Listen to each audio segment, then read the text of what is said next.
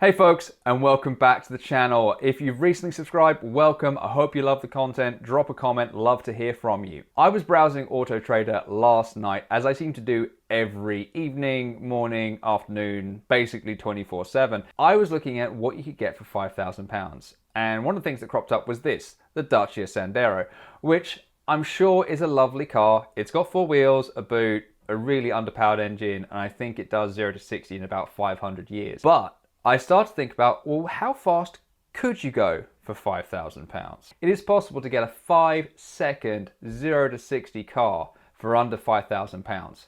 And in some cases, quite a lot under £5,000. Because £5,000, in my mind, that is family hatchback territory. Reasonable car, frugal, practical, but sure as hell not fast. And so today, I'm going to show you a few cars that you can get for £5,000 that will be able to do 0 to 60 reliably for just £5,000. I bet you weren't expecting a Lexus on this list.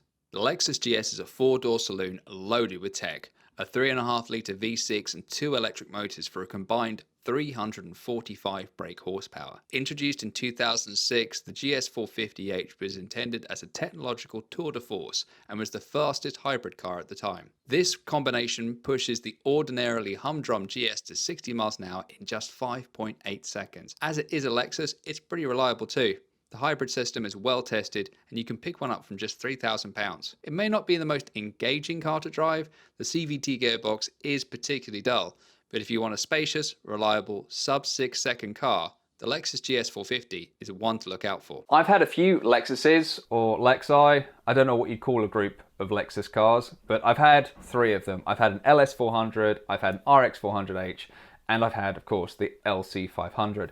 And that's why I really like the GS400h. I think that is going to be a supremely comfortable car that has more power than you'd expect and is also going to be quite reliable. Okay, probably in the twisties, it's not going to be as entertaining as some of the other cars in this list, but I do think it is going to be a nice left field choice. And I think that's one of the great things about car ownership is taking the path less trodden, picking a underdog car, picking a car that perhaps no one has really thought of or considered.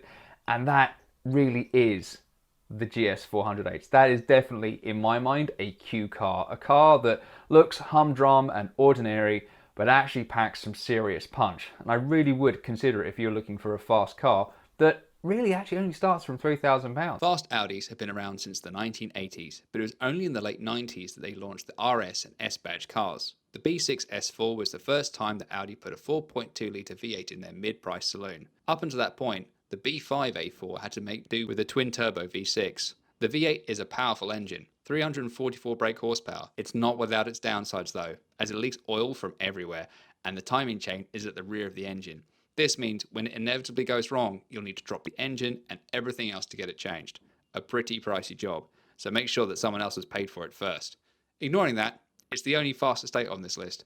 Expensive, yet practical. Assuming the timing chain stays together, you can reach 60 miles an hour in about 5.6 seconds and onto a top speed of 155 miles an hour. I think the B6 S4s are at the bottom of the depreciation curve as well, so if you choose carefully, you might be onto a profit when you come to sell. It's probably not going to be the cheapest one to run on this list, but it is definitely the most practical car here, and I think that really does make it a very, very good choice for the majority of people, because estates do, I think, everything really well. They are practical, they are spacious, they are comfortable, and they look cool. And more importantly, they're not making more of them because, of course, you know, and I'm guilty of this, the market has moved to SUVs rather than estates. So I think they're a really canny buy as long as you get it checked out by a specialist. The 6 Series is a modern classic. The bangle haters have faded away with time and you are left with a spacious GT with a range of punchy engines capable of eating up the miles with ease. V8s are not something that BMW has ever really done well. Each generation seems to have foibles that the straight sixes don't, but they do make a fabulous noise. The 645 Ci has 333 brake horsepower, a 5.6 0 to 60 time, and a limited top speed of 155 miles an hour. The engine really is the main thing to watch out for, as valve seals can go and cause high oil consumption. It's a pig of a job to change them as well. Electrics can be a bit problematic as there's a myriad of ECOs all over the car thanks to its E65 7 Series underpinnings. But as long as you buy the right car, you'll have a fantastic Autobahn cruiser. Now, the BMW 6 Series, I think, is just a beautiful looking car particularly almost 20 years after it was launched, I think is really aged gracefully. It has a range of amazing engines, and of course has got some V8s as well. Now, I would think that the 645 is going to be certainly the most fun, but also probably the most risky, just because the engine does have a few foibles, as I mentioned before. But it's a V8, it's a nice Grand Tourer, and I think, you know, V8 and Grand Tourer go together like cheese and pickle, which means some people are going to hate it, but I really, really love it. So really, you know, it is one of the cars I think is just super special as soon as you sit in there. It's actually surprisingly spacious and roomy, also in the back as well. So I think you can definitely get kids in the back, but also, you know, reasonably sized adults as well, which does just open up a realm of possibility for, you know, its actual day-to-day usage.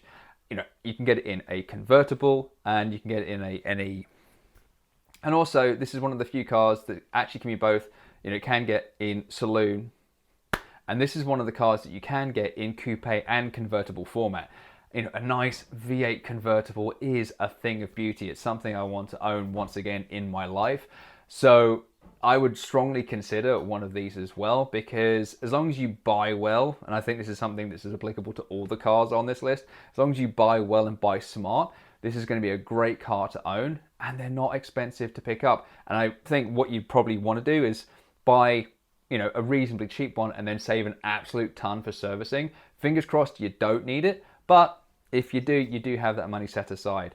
But after all, you're going to have this fantastic 155 mile capable 0 to 60 in 5.4 seconds that can just go and go. And so you can do European road trips in that and just cruise for hours on end and not feel tired at the end of it. Being able to drive long distance is such a key thing for any car, because it really speaks to how long you're actually going to be able to keep the car. Yes, you can get a nice sporty setup, hot hatchback, or even coupe, but if it rides like garbage, it's just going to get annoying after a while. Think about me with the Punto. Yes, the exhaust sounded great, or at least I thought it sounded great, but it just got grating after a while, and I had to spend some more money to get that fixed up. Same thing with stiff suspension. I've had multiple cars, you know, in my history that I've had to get rid of just because, yes, it gives it a very sporty and dynamic feel, but having that 24/7 is just so tiring. And so you want to make sure that, you know, you have a car that can do all of it, but also make sure that it doesn't destroy your spine or hearing at the same time. And I think the 6 Series is one of those cars, because it does have the engine, it does have the performance, it is still capable in the corners, you know, allowing for its size, but also it's a very comfortable car. And so when you don't want to drive at 9/10, you just still have this cosseting coupe to get you where you need to go. A Jaguar is always a cheap way into a performance car, at least until it breaks down. The S-Type was a retro throwback design based on the Lincoln LS platform. The base S-Type was not really well received, the retro design proving a step too far, a throwback that became old-fashioned. Jaguar, being Jaguar though, thought putting a supercharger would fix that. And they were right. The 4.2-litre AJ6 engine with a Mark V M112 Eaton supercharger made 400 brake horsepower, making this wingback chair of a Jaguar reach 60 miles an hour in 5.4 seconds and romps onto a maximum speed of 155 miles an hour. Some choice modifications, like a smaller supercharger pulley, a cold air intake, and a remap, can see some big power gains. And there's nothing cooler than a supercharged Jaguar. It's also a performance bargain. Because of the way that, let's face it, the S-Type looks, it's kind of going through its retro NAF phase, which means thanks to things like the XFR and other supercharged Jaguars, it's kind of like the unloved kid of the range. And that means it's a lot cheaper to buy compared to an XJR, XFR, etc., etc. And so I think you could swoop in and actually get a really good deal on this comfortable 4-door saloon with a supercharger. It's really, I think, one of the most comprehensive and complete cars on this list, because you have a saloon, you have that Jag badge, and you have a supercharger, and there's nothing cooler than a supercharged Jag, in my opinion.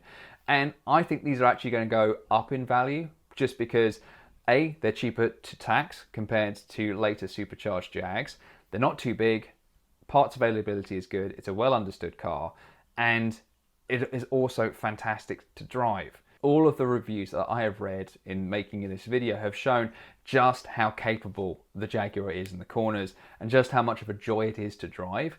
And I think for £5,000 and maybe a little bit less if you're great at negotiating, it is a really solid buy. Porsche developed the Boxster when it was in serious financial peril.